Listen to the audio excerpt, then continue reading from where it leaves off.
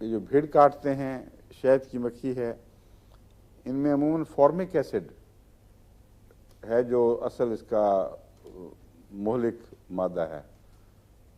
فارمک acid torture کے طور پر بھی پرانے زمانوں میں استعمال ہوتا رہا ہے۔ ہٹلر جنگ عظیم میں بتایا جاتا ہے کہ یہود کو ٹارچر کرنے کے لیے فارمک ایسڈ استعمال کیا کرتا تھا، اس کے باقاعدہ ٹیکے دیا جاتا تھا اور شدید عذاب میں مبتلا ہو جاتا ہے مریض، جس کو کیونکہ جو بھیڑوں میں تو اتنا چھوٹا سا ٹیکہ ہوتا ہے کہ بہت ہی معمولی، لیکن اگر اس کی تھوڑی سی ہیوی ڈوز دے دی جائے تو آپ اندازہ کر سکتے ہیں کہ کتنی خوفناک حالت ہوتی ہوگی۔ بہت سے لوگ اس ٹارچر میں مر جایا کرتے تھے، کچھ جو بچتے بھی تھے وہ حواس باختہ ہو جاتے تھے۔ تو فارمک ایسڈ ہے اصل میں۔ فارمک ایسڈ کا علاج کاربولک ایسڈ ہے،